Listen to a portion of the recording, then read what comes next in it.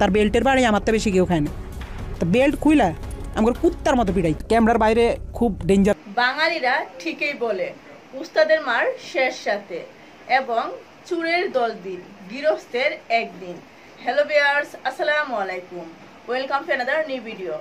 Viewers, এখন কথা হচ্ছে শুরুতেই কেন এই কথাগুলো বললাম, সো আমি আপনাদেরকে বিস্তারিত জানাচ্ছি। অবশ্যই পুরো ভিডিওটি দেখবেন, ভিডিওটি স্কিপ করবেন না। ভিউয়ার্স দেখুন, ভিডিওতে মানুষ কত ভালোই না দেখায়, ভিডিওতে সে কত গুড বয়, কিন্তু সে যে ক্যামেরার পিছনে এত বড় একটা ব্যাড বয় এটা আসলে সবারই অজানা ছিল। বলছিলাম তৌহিদ আফ্রিদির কথা। ভিউয়ার্স, আপনারা হয়তো ইতিমধ্যে জেনে গিয়েছেন তৌহিদ আফ্রিদির কুকর্মের কথা।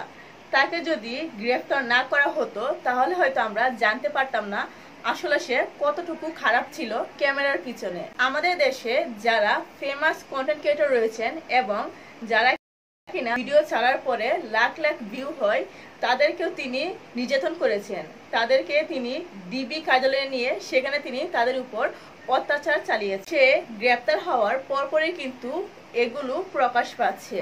যেমন স্বপন আহমেদ, তাকে কিন্তু সে অনেক নির্যাতন করেছে কোনো রকম অপরাধ ছাড়াই। এবং তার টিমের তার ছোট ভাই, তার প্রিয় ছোট ভাই রাহাত রাহি, তিনিও কিন্তু তার বিরুদ্ধে অভিযোগ করেছেন। তিনি বলেছেন তাকে নাকি তৌহিদ আফ্রিদি বেল্ট দিয়ে তাকে মেরেছে, তাকে নির্যাতন করেছে।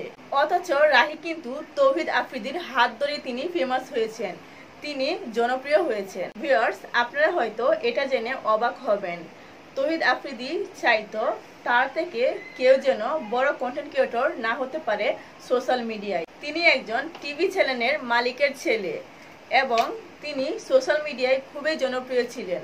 তার পাশাপাশি তিনি যারা বড় নেতা ছিলেন তাদের সাথে তার হাত ছিল। তার পাশে ছিলেন ডিবি হারুন এবং সে ডিবি হারুনকে চাচা বলে ডাকতো। মূলত তিনি এগুলোকে শক্তি হিসেবে ব্যবহার করেছেন এবং তিনি অন্যদেরকে নির্যাতন করেছেন।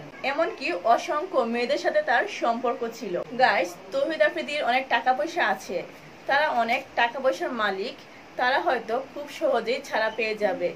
কিন্তু এখন কথা হচ্ছে যাদের সাথে তিনি অপরাধ করেছেন কিংবা যাদেরকে তিনি নির্যাতন করেছেন সেগুলো কি হবে? আর ডিবি হারুন, তিনি যে তাকে সাহায্য করতেন, তাকে এই অপরাধগুলো করতে হেল্প করতেন, তার কি বিচার হবে? ডিবি হারুন হচ্ছেন একজন ডিবি কর্মকর্তা, তার কাজ হচ্ছে অপরাধীকে এনে শাস্তি দেওয়া। তিনি কিভাবে একজন অপরাধীকে সাহায্য করতে পারেন, হেল্প করতে পারেন? কিছুদিন আগেও আমরা সবাই ডিবি হারুনকে অনেক বিশ্বাস করতাম, তাকে অনেক সম্মান করতাম, কিন্তু তার এগুলো কুকর্মের কথা শুনে এখন সবার মন থেকে তার যে সম্মানটা ছিল সেটা উঠে গিয়েছে। এই থেকে এটাই বোঝা গেল যে মানুষ ক্যামেরার সামনে যতই ভালো সাজুক, সে যতই নিজেকে ভালো দেখাক, আসলে কিন্তু তার পিছনে কোনো না কোনো একটা খারাপ থাকে। গাইস, আপনাদের কি মনে হয় তৌহিদ আফ্রিদির সাথে কি ডিবি হারুনেরও শাস্তি দেওয়া উচিত? যদি আপনাদের উচিত বলে মনে হয় তাহলে অবশ্যই কমেন্ট বক্সে কমেন্ট করে জানাবেন, এবং যদি আপনাদের উচিত বলে না মনে হয় তাহলে সেটাও কমেন্ট বক্সে কমেন্ট করে জানাবেন, এবং ভিডিওটিতে লাইক দিয়ে চ্যানেলটি সাবস্ক্রাইব করে আমাদের পাশেই থাকবেন। আল্লাহ হাফেজ।